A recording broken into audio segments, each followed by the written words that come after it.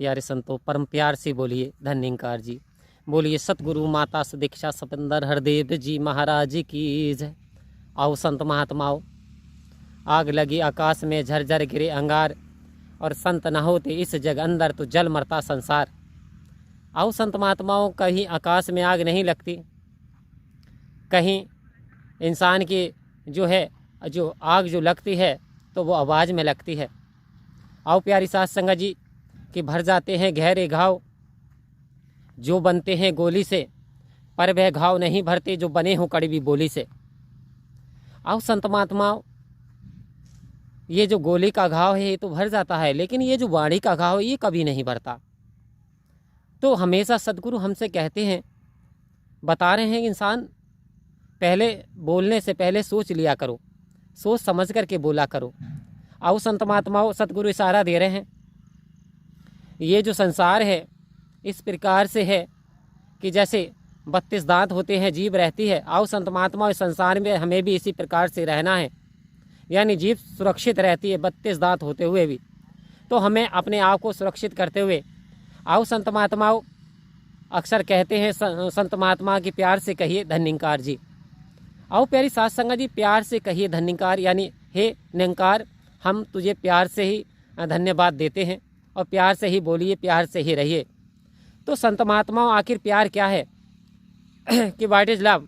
एक बार William Shakespeare ने प्यार की डेफिनेशन देते हुए कहा कि love is not love which altars when it alteration find, कि बेप्यार नहीं जो परिवर्तन के साथ परिवर्तित हो जाए। ये कैसा प्यार है जो आज परिवर्तित हो गया।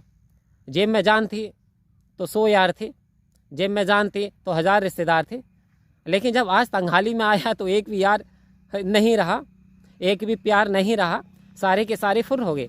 तो आओ संत महात्माओं, इसे बता दिया आकर्षण। आखिर हमें प्यार करना किससे है, आखिर कौन गायब ना होगा। आओ संत महात्माओं, ये मनन करने का विषय है। आखिर हमारी परेशानी में कौन साथ निभा सकता है अंत तक, तो हमें ये सोचना चाहिए। वेद शास्त्र का यदि अध्ययन करते हैं तो पता चलता है, प्यारी साध संगत जी, जब द्रौपदी का चीर हरण हो रहा था तो द्रौपदी पुकार रही थी, वहाँ पे जितने भी अपने पति बैठे हुए थे, दुर्योधन के अलावा जितने भी वहाँ थे वो सभी को पुकार रही थी, क्योंकि दुर्योधन ही था जो चीर हरण कर रहा था। अपने पति की ओर पुकारा, देवर की ओर पुकारा, बड़े बड़े योद्धाओं की ओर पुकारा, लेकिन किसी ने कोई हिम्मत ना जुटाई और किसी ने कोई हस्तक्षेप नहीं किया।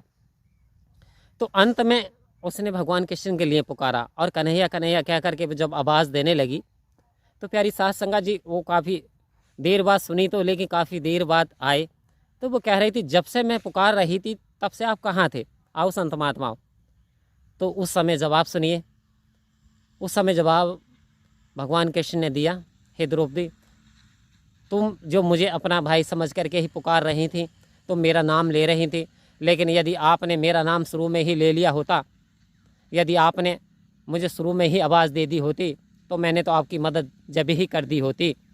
आओ संत महात्माओं कि खींचत खींचत हार गया, नारी है या साड़ी की किनारी है या साड़ी के बीच नारी है, पागल हो गया, खींचते खींचते हार गया। कहता है ये नारी, ये स्त्री जो साड़ी की बनी हुई है, साड़ी के बीच नारी छिपी हुई है। आओ संत महात्माओं, तो इस प्रकार से ये जो निरंकार है ये हमारा सच्चा साथी है, ये हमारा सच्चा रिश्तेदार है, ये हमारा सच्चा गुरु है, ये हमारा सच्चा हितैषी है। तो आओ लगाव करें, इसे आत्मसात कर लें अपने जीवन में। और यदि हम आत्मसात कर लेते हैं कि जिधर देखता हूँ उधर तू ही तू है, जिधर देखता हूँ उधर ही तू है, और हर से में जलवा तेरा हुबहू है। आओ संत महात्माओं, यदि इस प्रकार की हमारी विजन दृष्टि बन जाती है कि हर तरफ हम परमात्मा का रियलाइजेशन करें, हर तरफ इसे ही निहारें, और किसी पे हम उंगली ना उठाते हुए अपने काम धंधों में लग करके पूजा वंदना इबादत सेवा सत्संग सिमरन में लगे रहें, तो वास्तव में संत महात्माओं हमारे जीवन में सद्गुरु की कृपा से कल्याणकारी परिवर्तन होंगे।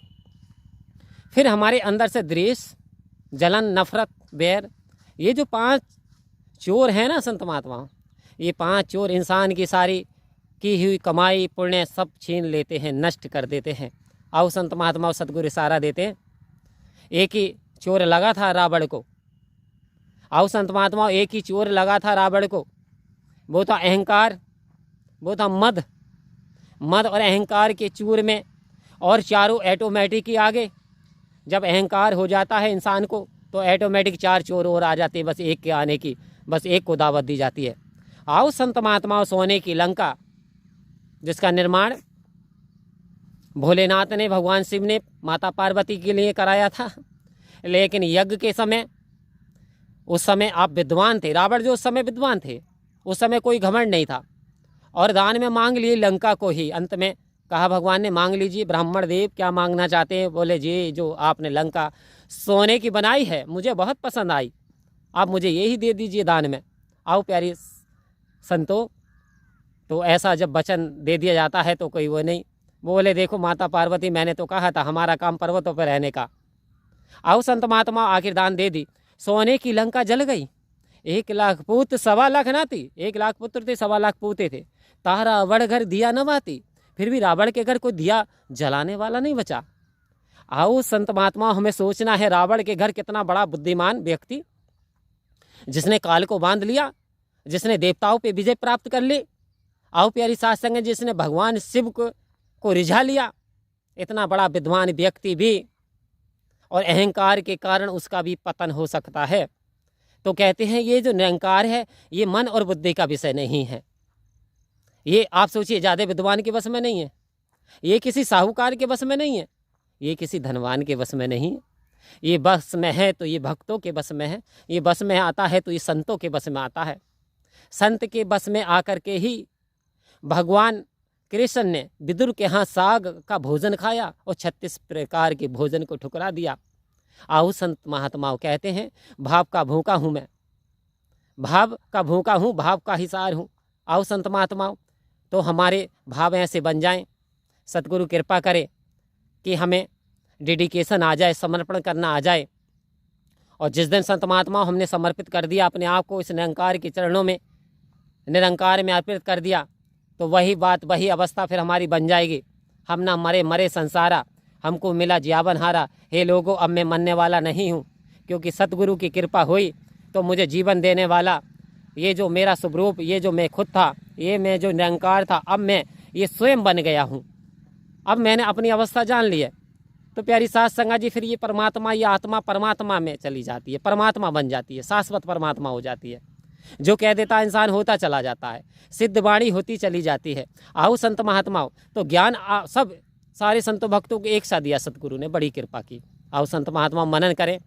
ये सतगुरु हमारे बहुत करीब है कि गोस्वामी तुलसीदास जी ने तो यहाँ तक रामचरितमानस में दर्ज कर दिया कि निकट हो तो सूजत नहीं, दीर्घ दीर्घ ऐसी जिंद, और तुलसी इस संसार को भयो मोतिया बिंद। ऐसा लगता है, तुलसीदास जी कहते हैं तेरा पास होते हुए भी दिखाई नहीं देता, ऐसा लगता है सारे संसार को मोतिया बिंद के पानी ने घेर लिया, यानी अंधकार में डूब गए। जो परमात्मा का ज्ञान नहीं हो पा रहा, परमात्मा इतना करीब है। आओ संत महात्माओं, तो ये सारे संत महात्मा इसी ओर इशारा दे रहे हैं कि अभी भी जो समय है सुधरने की बारी है। आओ संत महात्मा, कृपा करो समर्पण आ जाए, कृपा करो ईगो चला जाए, कृपा करो डेडिकेशन आ जाए, कृपा करो आपके चरणों की धूल लेनी आ जाए, कि बदल जाती है मस्तक रेखा, चरण धूली जो मस्तक धारे। आओ संत महात्माओं, रेखाएं बदल जाती हैं, चरण धूली मस्तक धारे। मस्तक पे धारने से रेखाएं बदल जाती हैं, कि देखिए बदल गई हैं रेखाएं संत महात्माओं की। तो कृपा करो, दया करो, मेहर करो, अपने चरणों का भरपूर आशीर्वाद देना। संत महात्माओं, ठंड बढ़ चुकी है और आपको हार्दिक शुभकामनाएं आने वाले नव वर्ष की, ताकि आप जो बुराई हैं उन्हें छोड़ सकें और अच्छाइयों पे, अच्छाई के मार्ग पे चलते चले जाएं। तो परम प्यार से बोलिए धन्यवाद जी।